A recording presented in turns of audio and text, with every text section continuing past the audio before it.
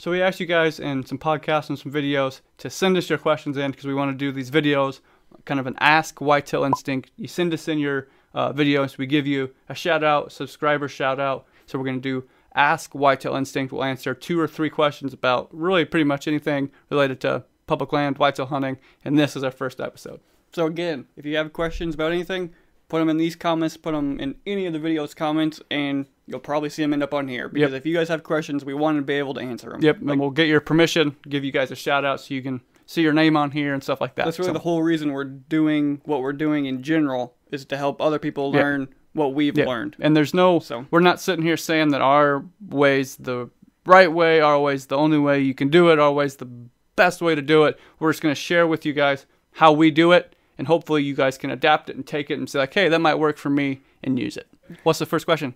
So the first question is from Michael Bryan. He wants to know, how long before sunrise are we getting set up in order to beat those bucks back to their beds when we're hunting, really close to those buck beds like we did this year? Okay.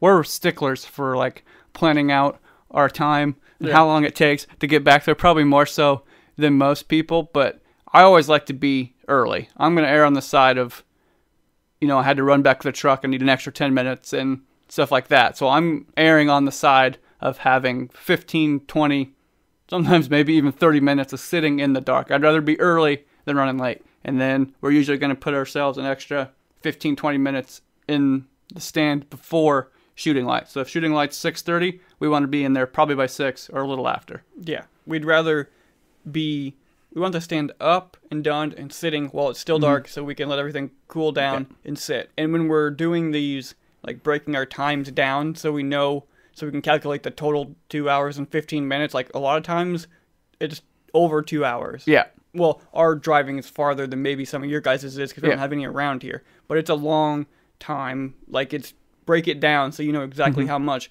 And we always pad our times a little bit, like 10 minutes extra, because we're so scared of the sun coming up, because we've been in that position where we get in, we're like hanging the tree, and you're like, yeah, you're doing good. Got our headlamps on, like, yeah, you're doing good. And then you look up, turn your headlamp off, you're like, sun's coming up, like, you better hurry, we're not good anymore. So we want to be, especially when you're hunting buck beds and you're trying to beat the deer back, we always want to err on that side of caution and being in there 15 minutes before we have to. I mean, there's a lot of times when we're sitting there like, I could have slept an extra 20 minutes because I'm in here sitting, because you're trying to beat that buck back. So if it's sun's coming up and he's getting close, because he probably is getting close to coming back, and you're screwing around the tree, you might miss your opportunity.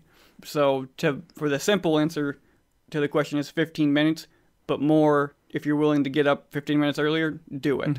Because the more time you have to sit there and wait, the better. For the does walking through before that buck gets through, it might not be the buck that you spooked that ruins your hunt. It's the does walking in that turn around and run back at him, and now he's going with them. And from what we've seen, if you're in their bedding area, they're not necessarily going to be back there a lot of times right at first light, because once they get back to their bedding area, they'll slow down a little bit, but they're still going to be 30 yards away from your tree. Yeah. So you may not see them when you're hanging that stand, but they're real close. They're still somewhere. That's the thing, too. If you put your stand up, but you're early, and you make some noise, you've got a cushion, because he may be farther away. There might not be anything there to hear it. We're giving ourselves, most of the time, probably, like you said, 15, 20 minutes before you can see.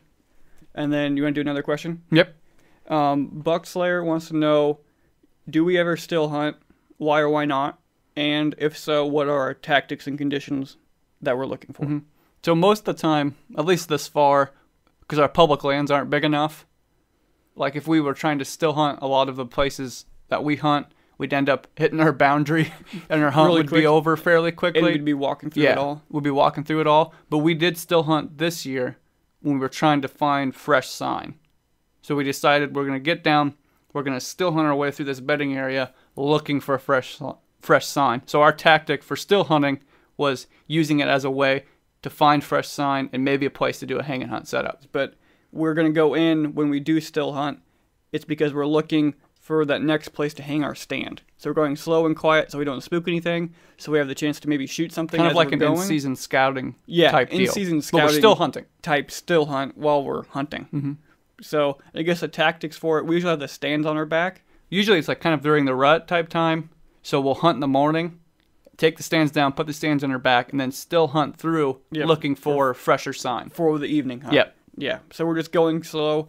And usually the wind in your face, I mean, is usually the best way. So make sure the wind is coming from the area you're walking into. Yeah. I mean, it's just kind of an obvious. If the wind's blowing in front of you, they're going to run before they even get close. So that's really the only thing we're looking for. I know when Zach does it, he's looking for windier with the hunting public. He's looking for windier days and stuff like that because like rain because it's quieter. Which does help. So that helps as well. And I noticed like when we've done it when there's dew on the ground, I mean, it does help. So if you're looking to specifically still hunt, like not necessarily looking for sign to hang and then hunt, but doing it as a hunt. As an actual hunt, look for those. I definitely look for something that's going to give you more of an advantage. Because if it's completely quiet, you're going to have a lot harder time at it.